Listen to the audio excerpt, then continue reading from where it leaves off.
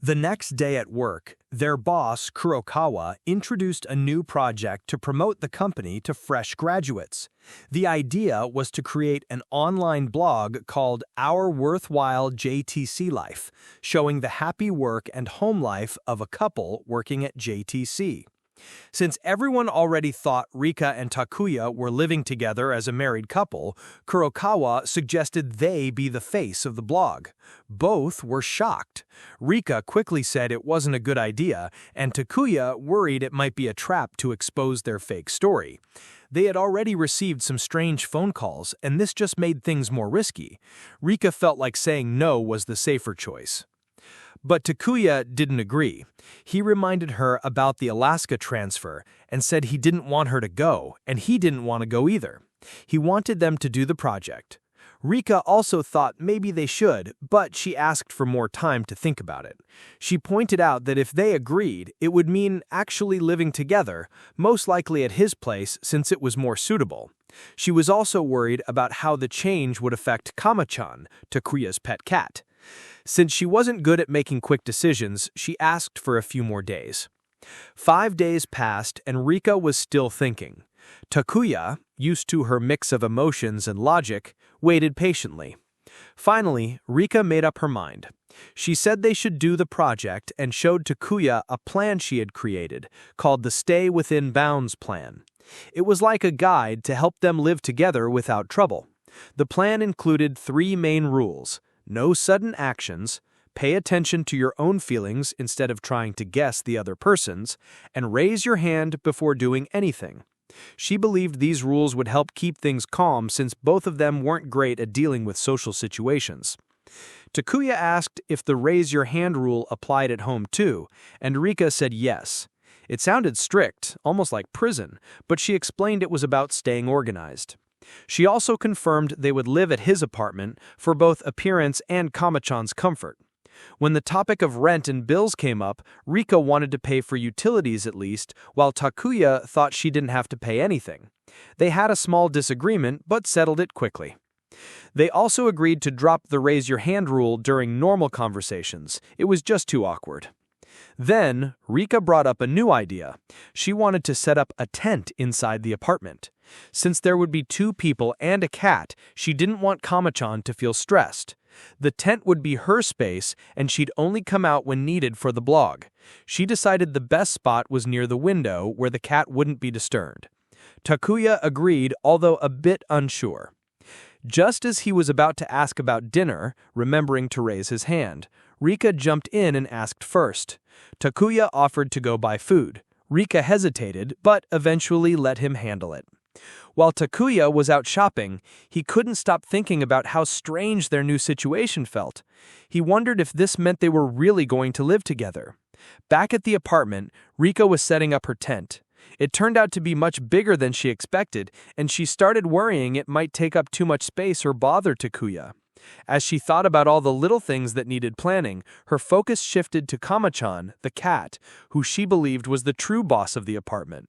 She knew that if Kama-chan didn't accept her, nothing would go smoothly, so she tried to stay calm, avoided petting him, and quietly hoped he would be okay with her being there. When Takuya returned, things felt a bit awkward. He offered to cook dinner, and Rika felt unprepared for how to handle shared meals. It wasn't part of her careful plan, but she couldn't say no to his kindness. Within minutes, he made a delicious meal, explaining that he usually prepped ahead of time. Rika was impressed. She asked if she could open the window, and Takuya quietly wondered if she didn't like the smell of the apartment or was worried about her own. They ate together, and Rika said the food had a unique flavor. Takuya explained it included a spice mix from Egypt called dukkha. He shared that he enjoyed collecting spices when he traveled, like a childhood hobby of mixing potions. Rika found that surprising and interesting, especially when he showed her some colorful chili peppers from Brazil. It was a side of him she hadn't seen before.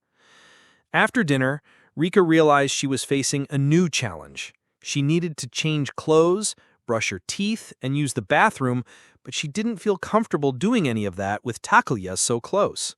When he offered to do the dishes, she quickly said she was going back to her own apartment for a bit. Takuya, actually feeling the same way, was quietly relieved because he had been holding it in too. Back at her place, Rika took care of everything, but felt tired from the back and forth. She even thought about using a convenience store bathroom next time to save the trip. It was clear there were still a lot of small things they hadn't figured out yet. When she came back, Takuya nervously brought up the topic of bathing. Rika was embarrassed, especially since she hadn't even used his toilet yet, but with the heat from the tent making her sweaty, she couldn't ignore it. Unsure of what to do, she hesitated until Takuya suggested they go to a nearby public bath. Relieved, Rika agreed. On the way there, Takuya began to feel uncomfortable letting her go to a public bath when his own was available. Meanwhile, Rika had planned to fake the bath trip and just go home instead, but now that she was really going, she had no choice. At the bathhouse, she told Takuya he could leave once he finished, but later that night, she was surprised to find him still waiting outside for her. She felt happy that someone had waited for her. Takuya looked at her and thought she looked beautiful. They both felt something in that quiet moment and silently wondered what would happen next between them. Back at the apartment, neither of them could sleep. Takuya felt a strong feeling that something should have happened that night, but nothing did, and it frustrated him. He thought about texting her just to ask if she was still awake. At the same time, Rika was tossing and turning in her tent. She wasn't sure what she wanted. Part of her wanted something to happen, and part of her didn't. The tent was getting too hot, and it was hard to stay inside. In the end, they both sent the same message at the same time. They panicked and overthought it, unsure what the other meant. Each of them typed and deleted messages, trying not to sound too forward. Finally, Takuya asked if the tent was uncomfortable, while Rika asked if she was making too much noise. That's when they realized they were both worrying about each other. Rika came out of the tent, too hot to stay inside. Takuya was glad and told her to cool down. They both sat there thinking how adult relationships were so complicated.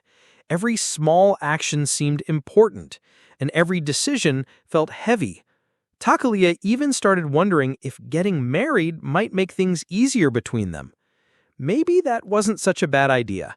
But for now, Rika simply told him good night.